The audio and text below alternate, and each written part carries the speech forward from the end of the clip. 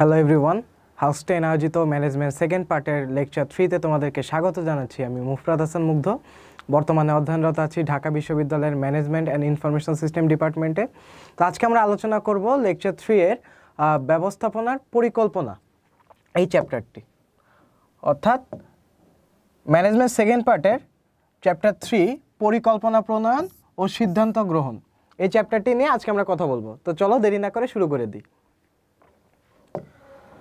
তো চলো দেখে নিই ফার্স্টে আমরা কি টপিক নিয়ে আলোচনা করব, অর্থাৎ পরিকল্পনার এই চ্যাপ্টারটি থেকে কোন কোন টপিক থেকে আমার কোশ্চেন আসবে এবং কোন টপিকটা কোন কোশ্চেনের জন্য ইম্পর্টেন্ট, অর্থাৎ এটা এমসিকিউ এর জন্য ইম্পর্টেন্ট নাকি সিকিউ এর জন্য ইম্পর্টেন্ট, সিকিউ এর মধ্যে যে পার্টগুলো আছে ক খ গ ঘ, এটা কোন পার্টটার জন্য ইম্পর্টেন্ট। তো চলো আমরা আস্তে আস্তে ডিসকাস শুরু করি। তো ফার্স্টে আমরা জানবো যে পরিকল্পনা কাকে বলে, অর্থাৎ পরিকল্পনা ধারণা, বৈশিষ্ট্য, লক্ষ্য, এটা ফার্স্টে আমরা দেখে নিব। সেকেন্ডলি আমরা যেটা আলোচনা করব সেটা হচ্ছে পরিকল্পনা প্রণয়নের ধাপ ও প্রকারভেদ। পরিকল্পনার ধারণা, বৈশিষ্ট্য, লক্ষ্য এটা ক বা খ নাম্বারের জন্য ইম্পর্টেন্ট এবং পরিকল্পনার ধারণার মধ্যে তোমার এমসিকিউতেও কোয়েশ্চেন আসতে পারে। মূলত সবগুলো টপিক থেকে কম বেশি এমসিকিউ এর জন্য ইম্পর্টেন্ট লাইন থাকে, সেই ইম্পর্টেন্ট লাইনগুলো তোমরা নোট আকারে লিখে নিলে তোমাদের জন্য সুবিধা হবে। তারপর আমরা দেখব পরিকল্পনা প্রণয়নের ধাপ ও প্রকারভেদ, এটা সৃজনশীলের গ ও ঘ নম্বরের জন্য খুবই ইম্পর্টেন্ট। তারপরে পরিকল্পনার সীমাবদ্ধতা ও গুরুত্ব, এটাও গ নাম্বারে আসতে পারে নাও আসতে পারে, এটা অতটা ইম্পর্টেন্ট না, এটাকে আমরা 2 স্টার দিতে পারি। পরিকল্পনার সীমাবদ্ধতা ও গুরুত্ব যেটা আছে, তাও এটা গ বা ঘ নাম্বার যে কোনো সিকিউতেই আসতে পারে। তারপরে আমরা দেখব সিদ্ধান্ত গ্রহণের ধারণা, প্রয়োজনীয়তা ও প্রক্রিয়া, এটাও হচ্ছে সৃজনশীলের ক বা খ এর জন্য ইম্পর্টেন্ট। ক নাম্বার এ আসতে পারে হচ্ছে তোমার সিদ্ধান্ত গ্রহণ প্রক্রিয়া বলতে কি বোঝো বা সিদ্ধান্ত গ্রহণ কি। তারপরে খ নাম্বার আসতে পারে সিদ্ধান্ত গ্রহণের কেন প্রয়োজনীয় আমাদের প্রতিষ্ঠানের জন্য, এটা আসতে পারে।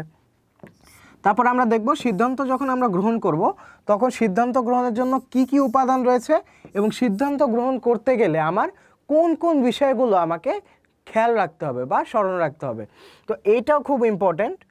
তারপর হচ্ছে সিদ্ধান্ত কিভাবে গ্রহণ করব এবং কিভাবে বাস্তবায়ন করব, এই দুইটা টপিক হচ্ছে গ ঘয়ে তোমার আসবে। সিদ্ধান্ত গ্রহণের যে স্টেপগুলো আছে, স্টেপগুলো তোমার মাস্ট ইম্পর্টেন্ট, এটা গ ঘয়ের জন্য খুবই ইম্পর্টেন্ট। সো এইভাবে আমরা আস্তে আস্তে টপিক বেসড পড়াশোনা করব। তো চলো দেরি না করে শুরু করি। ফার্স্টে আমরা দেখব যে পরিকল্পনার ধারণা, বৈশিষ্ট্য ও লক্ষ্য। এখন আমরা প্রথমে আসি পরিকল্পনা বলতে আমরা কি বুঝি। ব্যবস্থাপনার ফার্স্ট চ্যাপ্টারে তোমরা পড়েছো যে ব্যবস্থাপনা প্রক্রিয়ার প্রথম ধাপ হচ্ছে পরিকল্পনা। এখন পরিকল্পনা হচ্ছে প্রতিষ্ঠানের নকশা বলা হয়, কারণ এই পরিকল্পনা দেখে দেখে কিন্তু আমি আমার বাকি কাজগুলো সম্পন্ন করতেছি। তো চলো দেখে আসি বুকিশ ভাষায় কি লেখা আছে পরিকল্পনার সংজ্ঞায়। ভবিষ্যতে কোন কাজ কখন কিভাবে কার দ্বারা সম্পাদন করা হবে, এসব বিষয়ে যখন পূর্ব নির্ধারিত কর্মসূচি প্রণয়ন করা হয়, সেই পূর্ব নির্ধারিত কর্মসূচিটাকে আমরা বলবো পরিকল্পনা। তাহলে এখানে দুইটা কথা আসতেছে, কয়টা কথা? দুইটা কথা।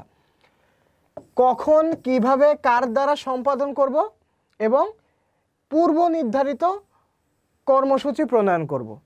তাহলে পরিকল্পনা বলতে আমরা মূলত কি বুঝি? পরিকল্পনা হচ্ছে ভবিষ্যতে কোনো কাজ কখন কিভাবে কার দ্বারা, অর্থাৎ ট্রিপল ক বলতে পারো, হ্যাঁ, কখন কিভাবে কার দ্বারা, অর্থাৎ ক দিয়ে যত কোশ্চেন আসে সবগুলোই তোমরা প্রয়োগ করতে পারো। কার দ্বারা কিভাবে সম্পাদন করা হবে এই বিষয়ের পূর্ব নির্ধারিত কর্মসূচিকে বলা হয় পরিকল্পনা।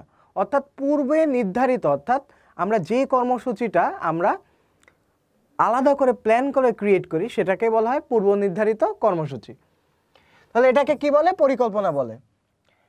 তারপরে এই লাইনটা খুব ইম্পর্টেন্ট, পরিকল্পনা ব্যবস্থাপনা প্রক্রিয়ার প্রথম ও প্রধান ধাপ। তাহলে ব্যবস্থাপনা প্রক্রিয়ার প্রথম ও প্রধান ধাপ কোনটা?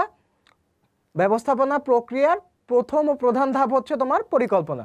তাহলে এটা এমসিকিউর জন্য একটা ইম্পর্টেন্ট লাইন। আর এটাকে ভবিষ্যৎ কার্যের নকশা বা প্রতিচ্ছবি বলা হয়। কাকে? পরিকল্পনাকে। ওকে, এখন আমরা পরিকল্পনার প্রক্রিয়ার যে স্টেপগুলো রয়েছে সেই স্টেপগুলো সম্পর্কে জেনে নিব। তো প্রথম স্টেপ হচ্ছে উদ্দেশ্য বা লক্ষ্য নির্ধারণ করা। অর্থাৎ আমি যে পরিকল্পনাটা প্রণয়ন করব, সেই পরিকল্পনাটা প্রণয়নের উদ্দেশ্য কি, অর্থাৎ এই পরিকল্পনাটা করে আমার কি হবে, এটা আমার কোন লক্ষ্য অর্জনে সহায়তা করবে। তো প্রথম কাজটা হবে উদ্দেশ্য বা লক্ষ্য নির্ধারণ করা বা সেট করা। তারপরে আমরা দেখব যেই উদ্দেশ্য বা লক্ষ্য নির্ধারণ করেছি সেই উদ্দেশ্য অর্জন করতে গেলে আমার বিকল্প কোন কোন ব্যবস্থা রয়েছে বা কোন কোন বিকল্পে আমি কাজ করলে এই লক্ষ্য বা উদ্দেশ্য আমার অর্জিত হবে। তাহলে বিকল্প কর্মপন্থা নির্ধারণ করব, এটা হচ্ছে সেকেন্ড স্টেপ। থার্ড স্টেপ হচ্ছে এই যে বিকল্পগুলো নির্ধারণ করলাম, এই বিকল্পগুলো থেকে সর্বোত্তম যে বিকল্পটা বা সর্বোত্তম বিকল্প যেটা আমরা মনে হবে যে এই বিকল্পটা যদি আমরা গ্রহণ করি তাহলে আমার টাইম কনজিউমিং যেমন হবে তেমনি আমি আমার উদ্দেশ্য অর্জন করতে পারবো, সেটা আমরা বাছাই করব এবং অ্যাট লাস্ট আমরা আমাদের কাঙ্ক্ষিত লক্ষ্য অর্জন করতে পারবো। প্রাতিষ্ঠানিক যে লক্ষ্যটা আছে সেটা আমরা অর্জন করতে পারবো। তাহলে পরিকল্পনা প্রক্রিয়া ধাপ কয়টা? 4টা। প্রথমে আমরা কি করব? প্রথমে আমরা লক্ষ্য নির্ধারণ করব বা উদ্দেশ্য নির্ধারণ করব, তারপরে বিকল্প কর্মপন্থা নির্বাচন করব, তারপরে সেটা যাচাই বাছাই করব এবং লাস্টে আমাদের কি অর্জিত হবে? লক্ষ্য অর্জিত হবে। তো আশা করি তোমরা পরিকল্পনা প্রক্রিয়ার ধাপগুলো সম্পর্কে জেনে নিয়েছো। এখন আমরা নেক্সট স্লাইডে মুভ অন করব। তো এখন আমরা শিখব পরিকল্পনার বৈশিষ্ট্য কি কি, অর্থাৎ কোন কোন বৈশিষ্ট্য থাকলে আমরা বুঝতে পারবো যে এটা হচ্ছে পরিকল্পনা। তো চলো দেখে নিই। ফার্স্ট স্টেপটা হচ্ছে অগ্রিম সিদ্ধান্ত গ্রহণ। অর্থাৎ আমরা যখন অগ্রিম সিদ্ধান্ত গ্রহণ করব, অর্থাৎ আগে থেকে যদি আমি সিদ্ধান্ত নেই যে আমি আগামী 1 বছর এই কাজগুলো করব, তো সেটাকে কি বলবো আমরা? অগ্রিম সিদ্ধান্ত গ্রহণ। অর্থাৎ পরিকল্পনার সাথে তোমার অগ্রিম সিদ্ধান্ত গ্রহণ এই কথাটি কিন্তু জড়িত বা রিলেটেড। তারপরে ভবিষ্যৎ কর্মসূচি প্রণয়ন। আচ্ছা, তোমরা তোমাদের নিজেদের লাইফের সাথে কথাগুলো কিন্তু মেলাও। দেখো, তোমরা প্রত্যেক স্টুডেন্ট, তোমরা কি করবা? অগ্রিম সিদ্ধান্ত নিবা। কি সিদ্ধান্ত নিবা? যে আমাকে জিপিএ 5 পেতে হবে এইচএসসিতে। ওকে, তো এটা হচ্ছে অগ্রিম সিদ্ধান্ত গ্রহণ। তাহলে জিপিএ 5 পেতে হবে, এতটুক ভেবে কি তোমার বসে থাকলে চলবে? অবশ্যই তোমার একটা কর্মসূচি প্রণয়ন করতে হবে। অর্থাৎ এই 1 বছর আমি কিভাবে পড়াশোনা করব, কোন সাবজেক্টটা, কোন চ্যাপ্টারটা আমি কিভাবে পড়ব, এই সম্পর্কে একটা বিস্তারিত তোমাকে কিন্তু ভাবতে হবে। তো এই ভাবনাটাকেই বলবো আমরা ভবিষ্যৎ কর্মসূচি প্রণয়ন। তারপরে মানসিক প্রতিচ্ছবি সৃষ্টি। অর্থাৎ এই যে তুমি একটা ভবিষ্যৎ কর্মসূচি প্রণয়ন করলা বা অগ্রিম সিদ্ধান্ত গ্রহণ করলা, এটা কিন্তু তোমার একটা মানসিক যে প্রতিচ্ছবিটা সেটা তোমার সেট করে দিচ্ছে। অর্থাৎ তোমাকে একটা আলাদা কনফিডেন্স দিচ্ছে বা বুস্ট আপ দিচ্ছে। এটাই হচ্ছে মানসিক প্রতিচ্ছবি সৃষ্টি। তারপরে অতীত অভিজ্ঞতার প্রতিফলন। অর্থাৎ তোমরা যারা পিএসসি বা জিএসসিতে খারাপ করেছো বা পিএসসি বা জিএসসিতে যাদের ফলাফল আশানুরূপ হয়নি বা যাদের আগের রেজাল্টগুলো আশানুরূপ হয়নি, এটা তোমার একটা অতীত অভিজ্ঞতা। এই অভিজ্ঞতাগুলো কাজে লাগিয়ে তুমি কি করবে? তোমার পরিকল্পনাটা প্রণয়ন করবে যাতে সেম মিস্টেকটা তোমার আর রিপিট না হয়। আমাদের অতীতের যে ভুলগুলো রয়েছে সেই ভুলগুলো থেকে আমাকে ভবিষ্যতের জন্য শিক্ষা নিতে হবে। এটা প্রত্যেকের জন্যই খুবই ইম্পর্টেন্ট। স্টুডেন্ট লাইফ বলো বা জব লাইফ বলো, সব লাইফের ক্ষেত্রে অতীতের যে অভিজ্ঞতা আছে এই অভিজ্ঞতা থেকে শিক্ষা নেওয়াটা খুবই জরুরি। তারপর হচ্ছে পরিবর্তনশীলতা। অর্থাৎ পরিকল্পনা কিন্তু এমন জিনিস না যে আমি এটা ভেবে রাখলাম এভাবে না হলে হবে না। অর্থাৎ তুমি ভেবে রাখলা যে না, আমি পড়াশোনা করতেছি, আমাকে গোল্ডেন পেতেই হবে। এখন গোল্ডেন পাওয়ার জন্য তুমি সেট করলা যে তুমি দিনে 16 ঘন্টা করে পড়াশোনা করবা। এখন দেখা যাচ্ছে তুমি 16 ঘন্টা ধরে তুমি পড়তে পারতেছো না, তোমার শরীর ওই প্রেশারটা নিতেই চাচ্ছে না। তাহলে কি তুমি কি মানে নিজের শরীরে ক্ষতি করে কি তুমি 16 ঘন্টা পড়বা? অবশ্যই তুমি তোমার স্বাস্থ্যের সাথে এবং তোমার ক্যাপাসিটির সাথে, অর্থাৎ তুমি যেই পর্যন্ত তুমি তোমার লোডটা নিতে পারবা ওইভাবে সহনীয়ভাবে তোমাকে পরিকল্পনা করতে হবে। তাই পরিকল্পনা অবশ্যই পরিবর্তনশীল।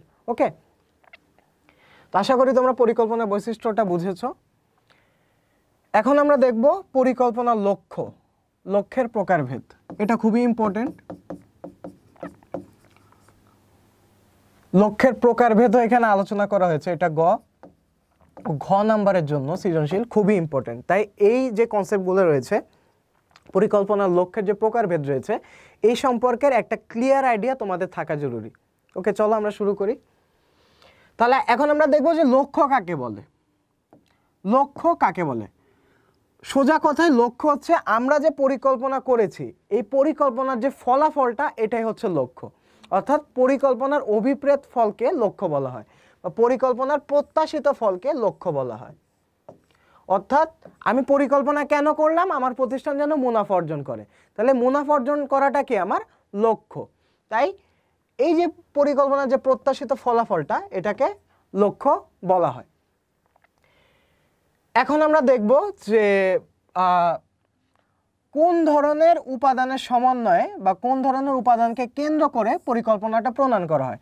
আমি এর আগেও সংগঠন পড়াতে যে তোমাদেরকে বলেছি, সংগঠন হচ্ছে সব ধরনের মানবীয় অমানবীয় উপাদান, অর্থাৎ মানবীয় বস্তুগত যে উপাদান সমূহ রয়েছে এই উপাদানগুলো নিয়ে আমরা কি করি? পরিকল্পনাটা প্রণয়ন করি। অর্থাৎ প্রতিষ্ঠানের মানবীয় ও অমানবীয় বা বস্তুগত উপাদানগুলো কাজে লাগিয়ে আমরা পরিকল্পনাটা প্রণয়ন করি। তাই লক্ষ্যকে ব্যবস্থাপনা কার্যাবলীর কেন্দ্রবিন্দু বলা হয়।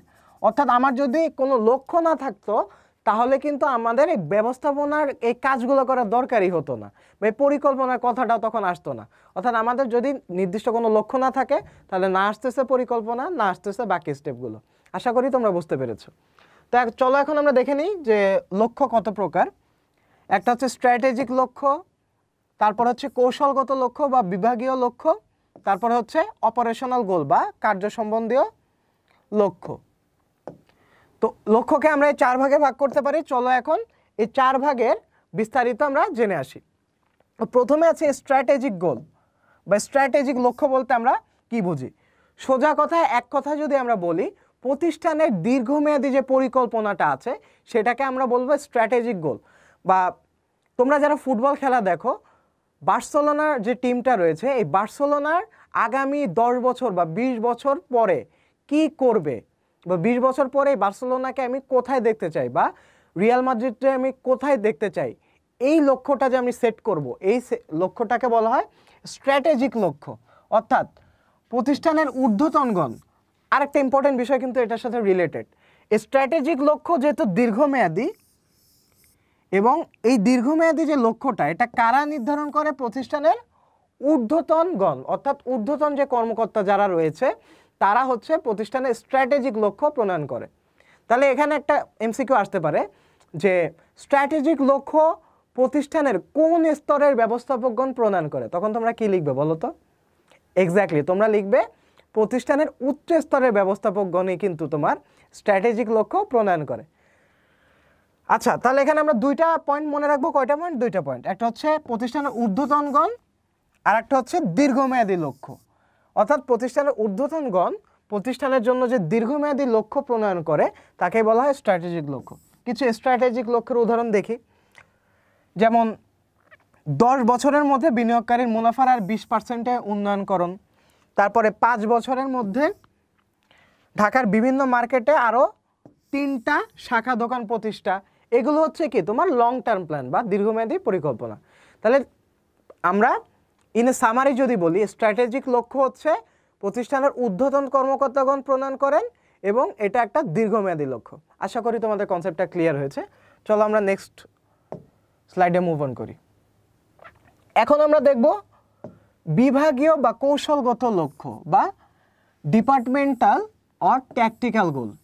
আচ্ছা, তো আগেরটা ছিল স্ট্র্যাটেজিক লক্ষ্য, যেটা হচ্ছে প্রতিষ্ঠানের ঊর্ধ্বতন কর্মকর্তাগণ প্রণয়ন করত। আর এখন আমরা দেখব বিভাগীয় বা কৌশলগত লক্ষ্য।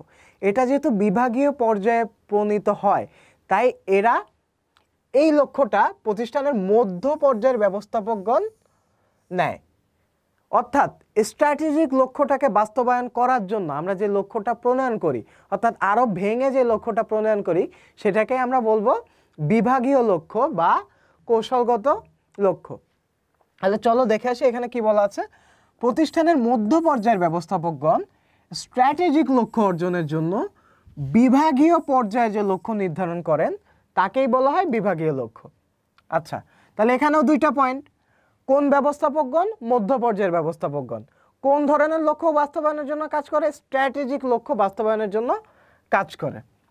যেমন আমরা যদি উদাহরণ হিসেবে বলি যে একটা প্রতিষ্ঠানের উৎপাদন 1 বছরে 25% উৎপাদন আমি বৃদ্ধি করব বিভাগীয় পর্যায়ে, অর্থাৎ ঢাকার মধ্যে আমি আমার যে প্রতিষ্ঠানটা রয়েছে এটার উৎপাদনটা আমি 25% বৃদ্ধি করব।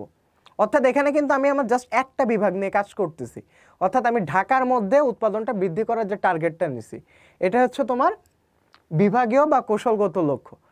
আর আগেরটা কী ছিল? স্ট্র্যাটেজিক লক্ষ্য, অর্থাৎ আগামী 10 বছরে আমি আমার উৎপাদনটা 50% বৃদ্ধি করব। এটা কিন্তু সব বিভাগ নিয়ে ছিল। আর এটা হচ্ছে বিভাগীয় লক্ষ্য কি, ওই লক্ষ্যটাকে আর একটু ভেঙে আর একটু শর্ট করে নেওয়া। আশা করি তোমরা বুঝতে পেরেছো। আর কার্য সম্বন্ধীয় লক্ষ্যটা কি বা অপারেশনাল গোল কি? এই গোলটা হচ্ছে প্রতিষ্ঠানের নিচের পর্যায়ের, অর্থাৎ একদম মাঠ পর্যায়ের যে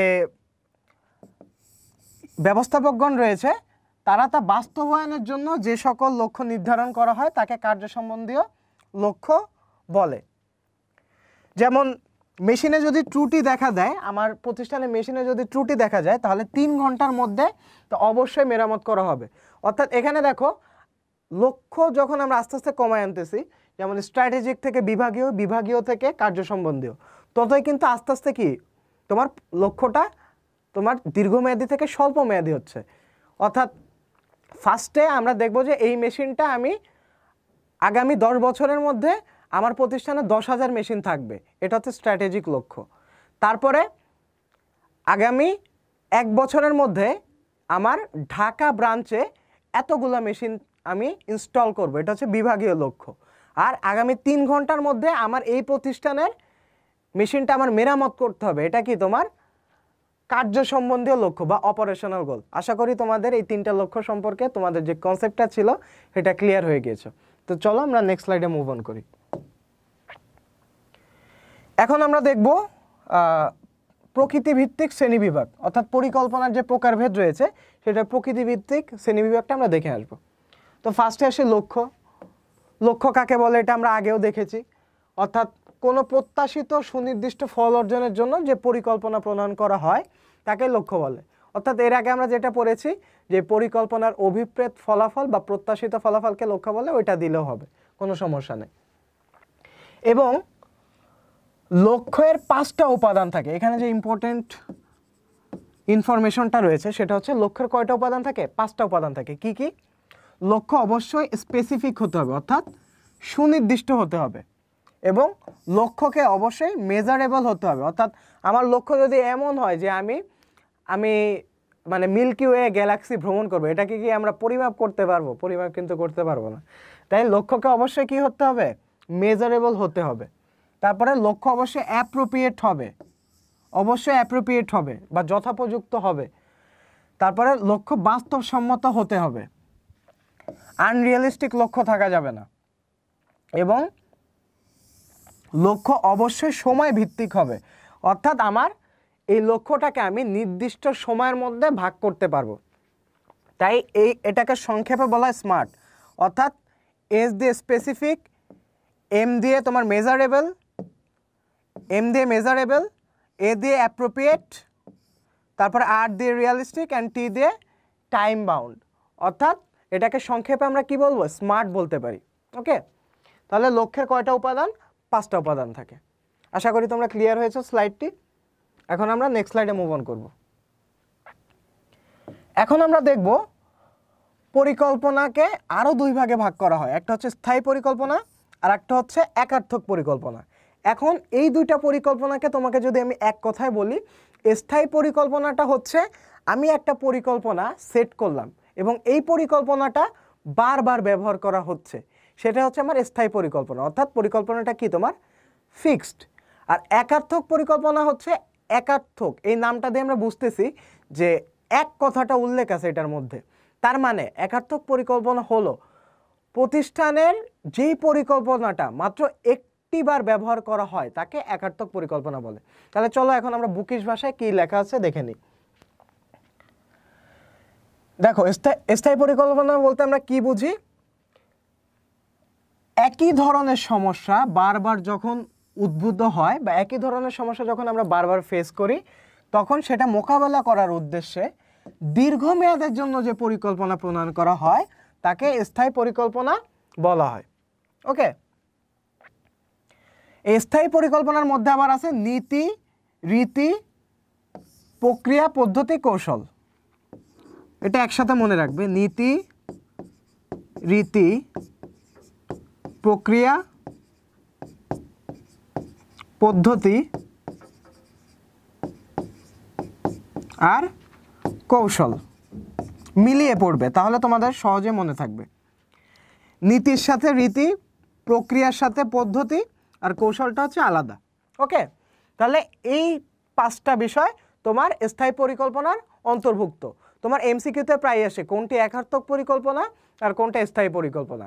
তো তোমরা স্থায়ী পরিকল্পনাটা যদি মুখস্থ রাখো তাহলে তোমার মানে একার্থক পরিকল্পনাটা বাকি যেগুলো আছে সবই কি তোমার একার্থক পরিকল্পনার মধ্যে পড়বে। তাহলে স্থায়ী পরিকল্পনার মধ্যে হচ্ছে নীতি রীতি প্রক্রিয়া পদ্ধতি কৌশল। আর একার্থক পরিকল্পনা কোনগুলা? যেই পরিকল্পনা মাত্র একটা বার বা একটি উদ্দেশ্য সাধনের জন্য ব্যবহার করা হয় বা প্রণয়ন করা হয় তাকে আমরা একার্থক পরিকল্পনা বলি। একার্থক পরিকল্পনার মধ্যে আছে কর্মসূচি ও প্রকল্প, কর্মসূচি ও প্রকল্প। তো আশা করি তোমরা স্থায়ী পরিকল্পনা ও একার্থক পরিকল্পনার যে কনসেপ্টটা এটা ক্লিয়ার হয়ে গিয়েছো। তো চলো আমরা নেক্সট স্লাইডে মুভ অন করি। আচ্ছা, এখন আমরা দেখব মেয়াদ ভিত্তিক শ্রেণীবিভাগ। আগে তো আমরা প্রকৃতি ভিত্তিক শ্রেণীবিভাগ নিয়ে আলোচনা করেছি পরিকল্পনার, এখন আমরা দেখব মেয়াদ ভিত্তিক শ্রেণীবিভাগ। মেয়াদ ভিত্তিক শ্রেণীবিভাগ 3 ভাগে ভাগ করতে পারি আমরা, স্বল্পমেয়াদী, মধ্যমেয়াদী ও দীর্ঘমেয়াদী। স্বল্পমেয়াদী হচ্ছে 1 বছর বা তার আরও কম সময় যে পরিকল্পনাটা প্রণয়ন করা হয় সেটা হচ্ছে স্বল্পমেয়াদী পরিকল্পনা। এটাকে আবার আমরা 2 ভাগে ভাগ করতে পারি, অ্যাকশন প্ল্যান ও রিঅ্যাকশন প্ল্যান। অর্থাৎ আমরা যখন একটা প্ল্যান এক্সিকিউট করব সেটাকে বলা হয় অ্যাকশন প্ল্যান। আর রিঅ্যাকশন প্ল্যান হচ্ছে ওই প্ল্যানটা এক্সিকিউট করার ফলে যেই ঘটনাগুলো আমার ঘটতে পারে সেটা নিয়েও আর একটা প্ল্যান করব, সেটা হচ্ছে আমার রিঅ্যাকশন প্ল্যান। তারপরে মধ্যমেয়াদী পরিকল্পনা হচ্ছে 1 থেকে 5 বছর, আর 5 বছর বা তার ঊর্ধ্বে যে পরিকল্পনাটা আমরা করব সেটা হচ্ছে দীর্ঘমেয়াদী পরিকল্পনা। ওকে, তো আশা করি এটা খুবই ইজি, তোমরা বুঝতে পারবে, এত এক্সপ্লেইন করার দরকার নাই। এখন আমরা দেখব কাঠামো ভিত্তিক শ্রেণীবিভাগ, অর্থাৎ কাঠামোর উপর ভিত্তি করে পরিকল্পনাকে আমরা কয় ভাগে ভাগ করতে পারি। আচ্ছা, কার্যভিত্তিক পরিকল্পনা, অর্থাৎ কোনো বিশেষ কাজ সম্পাদন করার জন্য যে আমরা পরিকল্পনাটা করি সেটা হচ্ছে কার্যভিত্তিক পরিকল্পনা। যেমন উৎপাদনের জন্য একটা আলাদা পরিকল্পনা, ক্রয় বিক্রয়ের জন্য আলাদা পরিকল্পনা, অর্থাৎ প্রত্যেক কাজ অনুযায়ী পরিকল্পনাটাকে আমরা যে ভাগ করি সেটা হচ্ছে কার্যভিত্তিক পরিকল্পনা। তারপরে আসি বিভাগীয় পরিকল্পনা, অর্থাৎ বিভিন্ন বিভাগের জন্য যে আলাদা আলাদা পরিকল্পনা তৈরি করা হয় সেটাকে আমরা বলবো বিভাগীয় পরিকল্পনা। অর্থাৎ একটা প্রতিষ্ঠানে কিন্তু বিভিন্ন বিভাগ রয়েছে, অর্থ বিভাগ, তারপর হচ্ছে মার্কেটিং বিভাগ, এই যে বিভাগগুলো রয়েছে এই প্রত্যেকটি বিভাগের জন্য আলাদা আলাদা পরিকল্পনা প্রণয়ন করা হয়, সেটাকে বলা হয় বিভাগীয় পরিকল্পনা। তারপরে আসে আঞ্চলিক বা ভৌগোলিক পরিকল্পনা, অর্থাৎ যে প্রতিষ্ঠানগুলো অনেক বড় থাকে বা মাল্টি ন্যাশনাল কোম্পানি যেগুলো থাকে তাদের জন্য এই ধরনের পরিকল্পনা প্রণয়ন করতে হয়, অর্থাৎ আঞ্চলিক বা ভৌগোলিক পরিকল্পনা। তারা কিন্তু বিভিন্ন দেশে নিজেদের প্রতিষ্ঠান তাদের রয়েছে, তাই প্রত্যেকটা অঞ্চল ভেদে কিন্তু মানুষের রীতি নীতি প্রক্রিয়া পদ্ধতির পরিবর্তন এসে থাকে, তাই তারা কোন পরিকল্পনাটা প্রণয়ন করে, আঞ্চলিক বা ভৌগোলিক পরিকল্পনা প্রণয়ন করে। তো চলো এখানে দেখি কি লেখা আছে। এই যে দেশীয় বৃহৎ প্রতিষ্ঠানগুলো বা বহুজাতিক কোম্পানিগুলো, এখানে বহুজাতিক কোম্পানি হচ্ছে মাল্টি ন্যাশনাল কোম্পানি। ওকে,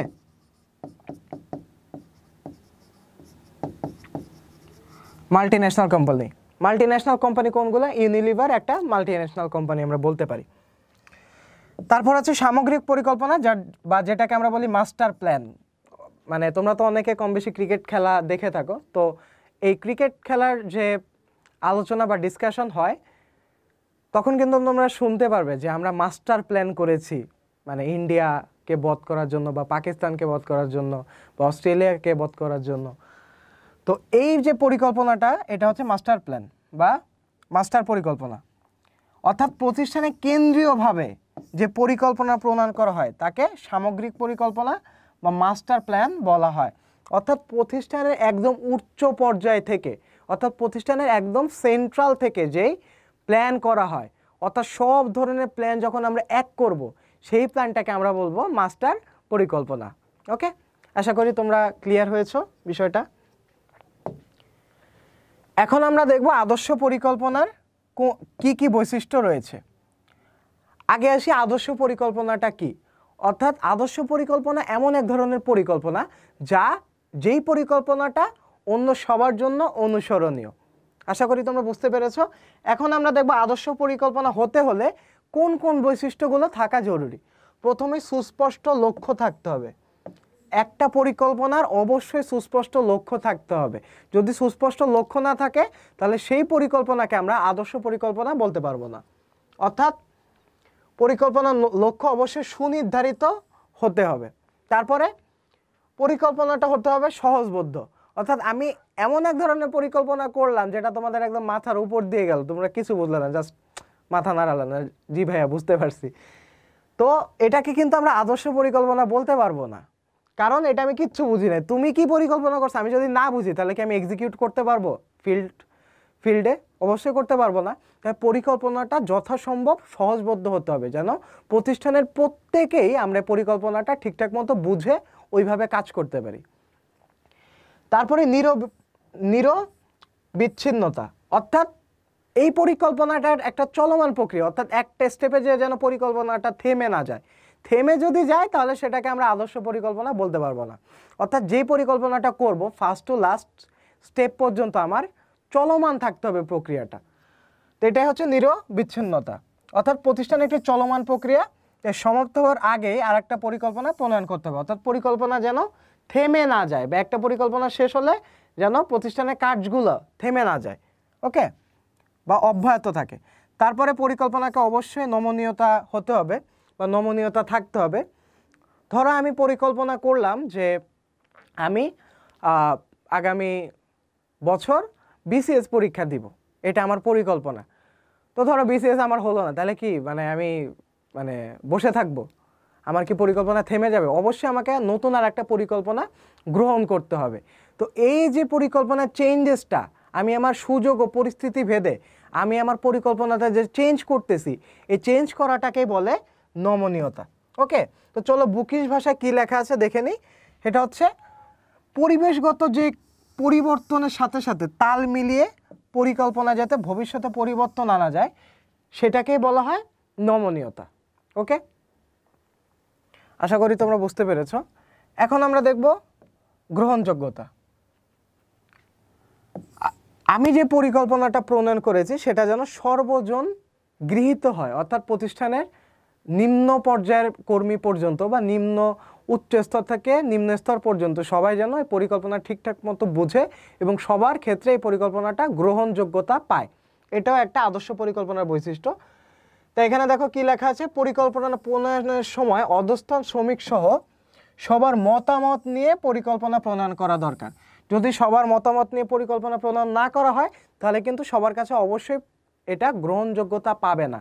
আর গ্রহণযোগ্যতা যখন পাবে না তখনই নানা ধরনের ক্ল্যাশ সৃষ্টি হবে। ওকে, তো এটা হচ্ছে গ্রহণযোগ্যতা। তারপরে তথ্য নির্ভরতা, অর্থাৎ আমি যে পরিকল্পনাটা প্রণয়ন করব সেটা অবশ্যই অনেক তথ্য নির্ভর হতে হবে। যদি কোনো সুনির্দিষ্ট তথ্য না থাকে তাহলে কিন্তু আমরা পরিকল্পনাটা ঠিকমতো বুঝবো না বা এই কনসেপ্টটা আমার ক্লিয়ার হবে না। ওকে, তাই এটা তথ্য নির্ভরতা থাকতে হবে এবং অবশ্যই এটা ত্রুটিমুক্ত থাকবে। অবশ্যই ত্রুটিমুক্ত থাকার চেষ্টা করতে হবে। পরিকল্পনা যেগুলো আমরা প্রণয়ন করব এটা 100% ত্রুটিমুক্ত অবশ্যই হবে না, কিন্তু আমাকে চেষ্টা করতে হবে যেন এটা ত্রুটিমুক্ত হয়, নাহলে পরবর্তীতে যে সমস্যা দেখা দিবে। এখন আমরা দেখব পরিকল্পনা প্রণয়নে কি কি সীমাবদ্ধতা রয়েছে, বা আমরা যখন পরিকল্পনাটা প্রণয়ন করি তখন আমরা কোন কোন বাধাগুলো ফেস করি। সেটা যে কোনো পরিকল্পনা হোক, ব্যবসায়িক ক্ষেত্রে হোক, পারিবারিক ক্ষেত্রে হোক, সামাজিক ক্ষেত্রে হোক বা রাষ্ট্রীয় ক্ষেত্রে হোক। প্রথমেই যে পরিকল্পনার যে সমস্যাটা আমরা ফেস করি সেটা হচ্ছে পটভূমি নির্ধারণের সমস্যা। অর্থাৎ কোথা থেকে শুরু করতে হবে এটাই আমরা জানি না। যেমন ধরো আমার টার্গেট হচ্ছে এইচএসসিতে গোল্ডেন এ প্লাস পাওয়া। ওকে, ভালো টার্গেট, ভালো লক্ষ্য। এখন আমি জানি না আমি কোথা থেকে শুরু করব, তো এটা চিন্তা করতে করতে আমি হাল ছেড়ে দিলাম। তো এটা হচ্ছে পরিকল্পনা প্রণয়নের ফার্স্ট সমস্যা, যে আমি কোথা থেকে শুরু করব বা আমার পটভূমি কোনটা এটা আমরা জানি না, এটা একটা সমস্যা। তারপর হচ্ছে সময় সাপেক্ষ, অর্থাৎ পরিকল্পনা তো নিলাম ভালো কথা যে এইচএসসিতে আমি গোল্ডেন পাবো, এটা তো অনেক সময়ের ব্যাপার, পরবর্তীতে দেখা যাচ্ছে যে তুমি ডিমোটিভেটেড হয়ে সেম তোমার লাইফ রুটিন চলতেছে, অর্থাৎ তুমি ঘুমাচ্ছ, মানে ঠিকঠাক মতো পড়তেছো না। ওকে, তারপর হচ্ছে ব্যয় সাপেক্ষ, অর্থাৎ পরিকল্পনা যখন আমরা নিব তার পেছনে অবশ্যই আমাকে খরচ করতে হবে, খরচ না করলে পরিকল্পনাটা তোমার এক্সিকিউট হবে না, এটাও একটা সমস্যা। অনেকে আমাদের অর্থনৈতিক সমস্যা থাকতে পারে, তাই আমরা পরিকল্পনা প্রণয়নে এই বাধাগুলো ফেস করে থাকি। তারপর অপ্রাসঙ্গিক লক্ষ্য নির্ধারণ, অর্থাৎ যে লক্ষ্যতে আমি কখনো পৌঁছাতে পারবো না ওই লক্ষ্য যদি আমি নির্ধারণ করে বসে থাকি তাহলে পরিকল্পনাটা অ্যাপ্রোপ্রিয়েট হলো না। তারপরে ঘটনার পুনঃপণিকতার অভাব, অর্থাৎ পরিকল্পনা প্রণয়ন করলাম ঠিক আছে, কিন্তু পরিকল্পনার যে স্টেপগুলো এগুলো আমি বারবার রিপিট করতেছি না, একটা পর্যায়ে যে থেমে যাচ্ছি। তো যখন থেমে যাব তখন অবশ্যই পরিকল্পনাটা ফলপ্রসূ হবে না, এটাই বুঝিয়েছে এখানে। আর আরেকটা ইম্পর্টেন্ট ইস্যু হচ্ছে রাজনৈতিক অস্থিতিশীলতা, অর্থাৎ সব কিছু আমার ফিক্সড, সব কিছু ওকে, আমি জাস্ট মাঠে নামবো। এই মুহূর্তে যদি আমার রাজনৈতিক অস্থিতিশীলতা তৈরি হয় তখন কিন্তু আমি আমার ব্যবসায় ঠিকমতো পরিচালনা করতে পারবো না। এগুলো হচ্ছে পরিকল্পনা প্রণয়নের সীমাবদ্ধতা। ওকে, আশা করি তোমরা বুঝতে পেরেছো। এখন আমরা দেখব সিদ্ধান্ত গ্রহণ, সিদ্ধান্ত গ্রহণের ধারণা, অর্থাৎ সিদ্ধান্ত গ্রহণ কি, তারপরে সিদ্ধান্ত গ্রহণ কেন প্রয়োজন এবং সিদ্ধান্ত গ্রহণের প্রক্রিয়া। তো নর্মালি সিদ্ধান্ত গ্রহণ বলতে কি বুঝি, কোনো কিছু আমরা করব এটা ডিসাইড করাটাই কি তোমার সিদ্ধান্ত গ্রহণ। অর্থাৎ সিদ্ধান্ত গ্রহণ ব্যবস্থাপনা কাজের দ্বিতীয় কাজ। সুযোগ কাজে লাগানোর যে কতিপয় বিকল্প ব্যবস্থা আছে সেটা বিচার বিবেচনার মাধ্যমে একটা উত্তম কর্মপন্থা নির্বাচন করে। এখানে অনেক তোমার হাইপোথেটিক্যাল লাগতেছে এই কথাগুলা, তুমি সোজা কথায় তুমি মানে দেখো, সিদ্ধান্ত গ্রহণ হচ্ছে যখন আমরা অনেকগুলো পরিকল্পনার বিকল্প থেকে সর্বোত্তম পরিকল্পনাটা আমরা গ্রহণ করব বা সিলেক্ট করব, সেটাই কি তোমার সিদ্ধান্ত গ্রহণ। ওকে, তাহলে এখানে দুইটা কথা আসতেছে, কয়টা কথা, দুইটা কথা। একটা হচ্ছে বিকল্প কর্মপন্থা থেকে বিচার বিবেচনার মাধ্যমে একটা উত্তম কর্মপন্থা বা বিকল্প নির্বাচন করা, এটাই কি তোমার সিদ্ধান্ত গ্রহণ। ওকে, এখন আমরা দেখব সিদ্ধান্ত গ্রহণটা কেন প্রয়োজন। প্রথমে হচ্ছে সাংগঠনিক বিভিন্ন সমস্যা দেখা যায়, বিভিন্ন ধরনের সমস্যা দেখা যায়, তো ওই ক্ষেত্রে সমস্যাগুলোর ক্ষেত্রে আমার একটা সিদ্ধান্ত দিতে হয়, তাই সিদ্ধান্ত গ্রহণ করা এক্ষেত্রে আমার জরুরি। তারপরে সঠিক কর্মপদ্ধতি আমরা যদি অনুসরণ করতে চাই তাহলে আমাদের বিভিন্ন বিষয়ে সিদ্ধান্ত দিতে হয়, তো এই ক্ষেত্রেও আমার কি দরকার, তোমার সিদ্ধান্ত গ্রহণ দরকার। তারপর সম্পদের যথার্থ ব্যবহার যদি আমরা নিশ্চিত করতে চাই তাহলে আমরা বিভিন্ন বিষয়ে সিদ্ধান্ত দিতে হবে। ধরো আমার কর্মচারীরা ঠিকঠাক মতো কাজ করতেছে না, বা 2 ঘন্টা কাজ করার পরে ঘুমায় যাচ্ছে, বা কাজে ফাঁকি দিচ্ছে, তো এইগুলো রোধ করার জন্য কি দরকার। ধরো আমি ডিসিশন নিলাম যে এখন থেকে তোমার যে লেজার টাইমটা ওটা বাদ, বা কাজে ফাঁকি দেওয়ার জন্য কি করলাম, আমি সিসিটিভি বসানোর সিদ্ধান্ত নিলাম। তাই কি এখানে আমরা কি করতেছি, সম্পদের যথার্থ ব্যবহার নিশ্চিত করতেছি। যখন আমি সিসিটিভি বসাবো তখন তারা আর কি কাজে ফাঁকি দেওয়ার কিন্তু সুযোগ পাবে না। তারপরে উদ্দেশ্য অর্জনের জন্য তোমার সিদ্ধান্ত গ্রহণ জরুরি, এবং প্রযুক্তির আমি সর্বোত্তম ব্যবহার করতে সিদ্ধান্ত গ্রহণটা জরুরি। ওই যে বললাম সিসিটিভি বসানোর যে সিদ্ধান্তটা, এটাও কিন্তু তোমার প্রযুক্তির সর্বোত্তম ব্যবহার নিশ্চিত করা। ওকে, আশা করি তোমরা বুঝতে পেরেছো। এখন আমরা সবথেকে ইম্পর্টেন্ট যে বিষয়টা, সিদ্ধান্ত গ্রহণের প্রক্রিয়া, এটা গ বা ঘ নাম্বারের জন্য আসে, এবং তোমরা চেষ্টা করবে যখন এই কোশ্চেনটা আসবে এইরকম টেবিলের মাধ্যমে তোমরা ছকটা দিয়ে দিবে, তাহলে তোমাদের মার্কসটা বেশি আসবে। তোমরা একটা জিনিস খেয়াল রাখবে, ম্যানেজমেন্ট কিন্তু থিওরিটিক্যাল সাবজেক্ট। এই থিওরিতে তোমার যদি মার্কস তুলতে চাও তোমাকে ব্যতিক্রম কিছু করতে হবে। ব্যতিক্রম কি কি করতে হবে, আহামরি কিছু না, এই যে এরকম কিছু ছক দিয়ে দিবা, বা ব্যবস্থাপনা চক্র যেটা আছে, যেটা তুমি লিখতেছো ওইটা জাস্ট একটা চিত্রের মাধ্যমে বা ডায়াগ্রামের মাধ্যমে বুঝাই দেবা, পয়েন্ট দিয়ে দিয়ে লিখবা। এগুলো করলে তোমার সৃজনশীলে মার্কস অন্যদের থেকে তোমরা এগিয়ে থাকবে। তো ফার্স্টে আমরা কি দেখব, ফার্স্ট ধাপ কোনটা, আমার সমস্যাটা কি সেটা চিহ্নিতকরণ করতে হবে এবং সংজ্ঞায়িতকরণ করতে হবে। অর্থাৎ আমি কি প্রবলেমটা ফেস করতেছি প্রথমে আমাকে সেটা শনাক্ত করতে হবে। তারপরে এই সমস্যাটা কোন শ্রেণীর মধ্যে পড়তেছে সেটা আমাকে বিবেচনা করতে হবে। তারপরে অগ্রাধিকার নির্ধারণ করতে হবে যে কোন সমস্যাটা আমার আগে সলভ হওয়াটা জরুরি, সেটা আমাকে অগ্রাধিকারের ভিত্তিতে কি করতে হবে, সিলেক্ট করতে হবে। যেমন ধরো আমার মানে অনেক সমস্যা আছে, ধরো আমার রেজাল্ট খারাপ হচ্ছে, আমার ধরো টাকা পয়সা নাই, বা আমার ধরো তোমার খাওয়া দাওয়া আমি করতে পারতেছি না ঠিক মতো, এক্ষেত্রে আমার কি অনেকগুলো সমস্যা রয়েছে। তো এই সমস্যাগুলোর মধ্যে আমাকে প্রায়োরিটির বেসিসে আমার কোনটা আগে সলভ হওয়া জরুরি এটা আমাকে সিলেক্ট করতে হবে। তো এটা হচ্ছে ধাপ 3, অর্থাৎ অগ্রাধিকার নির্ধারণ করতে হবে কোন সমস্যাটা আমরা আগে সলভ করব। তারপরে আসবো সলিউশন পার্টে। সলিউশন পার্টে কী করব? সলিউশনের জন্য তথ্য সংগ্রহ করব, বিশ্লেষণ করব। যেই সমস্যাটা আমার আগে সলভ হওয়া জরুরি সেটা কিভাবে সমাধান করা যায় এটা সম্পর্কে আমরা ঘাটাঘাটি করব এবং বিশ্লেষণ করব। বিশ্লেষণ করে সলিউশন বের করব, অর্থাৎ বিকল্প নির্ধারণ করব এবং মূল্যায়ন করব। অর্থাৎ ধরো আমি 3টা সলিউশন পেলাম, এখন 3টার মধ্যে আমি আমার যেটা সবথেকে বেস্ট হয় সেটা আমরা সিলেক্ট করব। সিলেক্ট করার আগে কি করতে হবে? মূল্যায়ন করতে হবে, অর্থাৎ যাচাই বাছাই করতে হবে, কম্পেয়ার করতে হবে যে বিকল্পগুলো আমরা সিলেক্ট করেছি। তারপর ধাপ 7 হচ্ছে যথাযথ বিকল্প গ্রহণ। সবথেকে বেস্ট যে বিকল্পটা আছে সেটা আমরা কি করব? গ্রহণ করব বা অ্যাকসেপ্ট করব।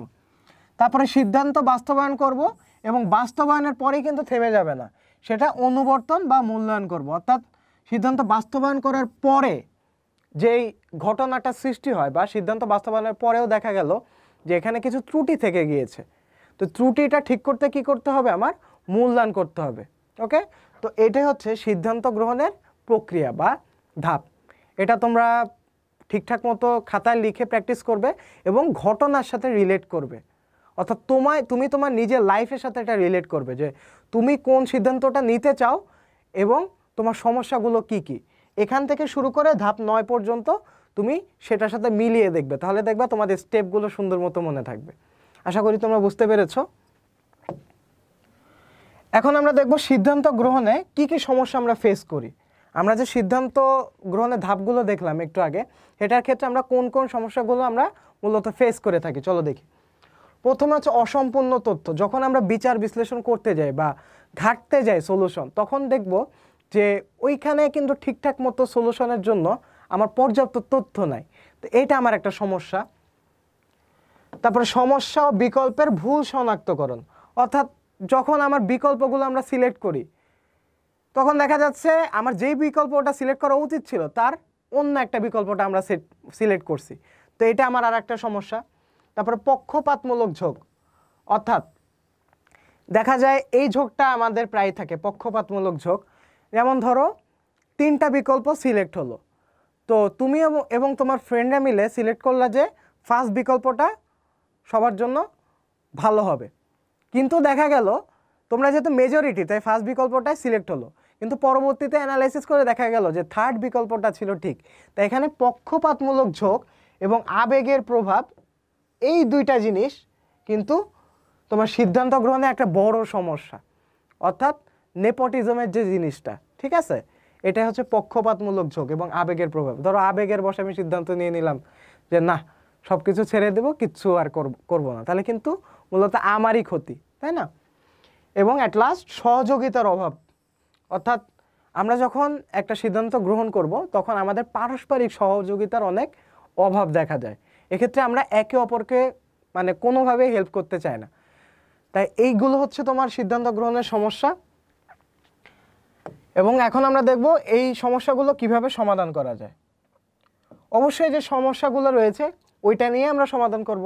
যেহেতু তথ্য সংগ্রহ অসম্পূর্ণ ছিল তাই প্রয়োজনীয় তথ্য আগে সংগ্রহ করতে হবে এই সলিউশন করতে গেলে। তারপরে সঠিক বিকল্প নির্বাচন করতে হবে সবার সাথে আলোচনা করে। তারপরে যথাসময়ে সিদ্ধান্ত গ্রহণ করতে হবে এবং প্রয়োজনীয় সহায়তা দান করতে হবে। অর্থাৎ যে যে সমস্যাগুলো ছিল, তোমাদেরকে একটা সহজ কথা বলি, সমস্যা এবং সমাধান, তুমি যদি সমস্যাগুলো ঠিকমতো পড়তে পারো সমাধান অটো তুমি লিখে দিয়ে আসতে পারবা। ওকে, তো সমাধান তোমার আলাদা করে পড়ার দরকার নেই, তুমি সমস্যাগুলো দেখবে এবং ওই সমস্যাগুলো জাস্ট সমাধানের উপায় বলে দিয়ে আসবে। ওকে, তো এই ছিল আমাদের সব থিওরিটিক্যাল যে পার্টসগুলো, সেই পার্টসগুলো। এখন আমরা দেখব সৃজনশীল। ফার্স্টে আমরা দেখব যে কৌশলগত পরিকল্পনা বলতে আমরা কি বুঝি। আমরা যে পড়ে এসেছি ওটা সুন্দর মতো 1 পয়েন্টে লিখবে। ক, খ, গ, ঘ এর জন্য আলাদা আলাদা, প্রত্যেকটির জন্য ক এর জন্য 1 পয়েন্ট, খ এর জন্য 2 পয়েন্ট, গ এর জন্য 3 পয়েন্ট এবং ঘ এর জন্য 4 পয়েন্ট করে লিখে দিয়ে আসবে। ওকে, তারপর সিদ্ধান্ত গ্রহণ প্রক্রিয়াটি উল্লেখ করুন। আচ্ছা, সিদ্ধান্ত গ্রহণ প্রক্রিয়া তো আমি অনেক বড় লিস্ট দেখিয়েছি, তাই না? তো 2 নাম্বারের জন্য কি তুমি এত বড় লিস্ট দিয়ে আসবা? অবশ্যই না। তো তুমি সিদ্ধান্ত গ্রহণ কাকে বলে আগে লিখবা, তারপরে প্রক্রিয়াটা 1 লাইনে লিখে দিয়ে আসবা বা 2 লাইনে লিখে দিয়ে আসবা। অত বড় করার দরকার নেই, তোমার নাম্বারের উপর ডিপেন্ড করে তুমি তোমার অ্যান্সার বড় করবে। ওকে, তারপরে রায়হানের ব্যবসায় লোকসানের কারণ কি এটা খুঁজে বের করবা এই উদ্দীপক পড়ে, এবং টেক্সট আমরা যে কন্টেন্টগুলো রয়েছে কন্টেন্টের সাথে মিল করে তুমি ওইভাবে 3টা পয়েন্ট আকারে লিখবা। তারপরে রায়হান কিভাবে লোকসান কাটিয়ে উঠতে পারে, অর্থাৎ সলিউশন, এই সলিউশনটা দিবা। তোমাদের টেক্সট থেকে যে সলিউশনটা আসে বা কন্টেন্ট থেকে যে সলিউশনটা আসে, তোমাদের যেটা বই আছে, তোমরা যেই স্যারের বই পড়ো না কেন, ওই বই থেকে কনসেপ্টটা তোমরা ক্লিয়ার রাখবা, তাহলে সৃজনশীল তোমরা সুন্দর মতো লিখতে পারবা। আর সৃজনশীল লেখার ক্ষেত্রে তোমাদেরকে আর একটা অ্যাডভাইস হচ্ছে, তোমরা সৃজনশীলটা টাইম দেখে লিখবা। অর্থাৎ তোমরা যখন সৃজনশীলটা লিখবা, দেখা যায় যে আমাদের সাধারণ প্রবণতা হচ্ছে ফার্স্টের সৃজনশীলে আমরা অনেক টাইমটা স্পেন্ড করে ফেলি। দেখা যায় যে 30-40 মিনিট লাগে আমরা ফার্স্টের সৃজনশীলটা লিখি, পরবর্তী যে সৃজনশীলগুলো আছে ওগুলো আমরা লেখার টাইম পাই না ওইভাবে। তো পরবর্তীতে দেখা যায় ওই সৃজনশীলগুলোর আকার ছোট হয়ে আসে বা ঠিকঠাক মতো চিন্তা করে লিখতে পারি না, ভুল লিখে দিয়ে আসি। তো এই সমস্যা এড়াতে তোমরা টাইম দেখে, ঘড়ি দেখে দেখে তোমরা সৃজনশীল লেখা প্র্যাকটিস করবে বাসায়। ওকে, তো আশা করি তোমাদের এই চ্যাপ্টার ক্লিয়ার, এবং তারপরে যদি কোনো তোমাদের প্রবলেম থাকে তোমরা কমেন্ট সেকশনে জানাতে পারো, আমি তোমাদেরকে অ্যান্সার দিয়ে দেওয়ার ট্রাই করব। Thanks for being with the class. দেখা হবে নেক্সট লেকচারে। আসসালামু আলাইকুম।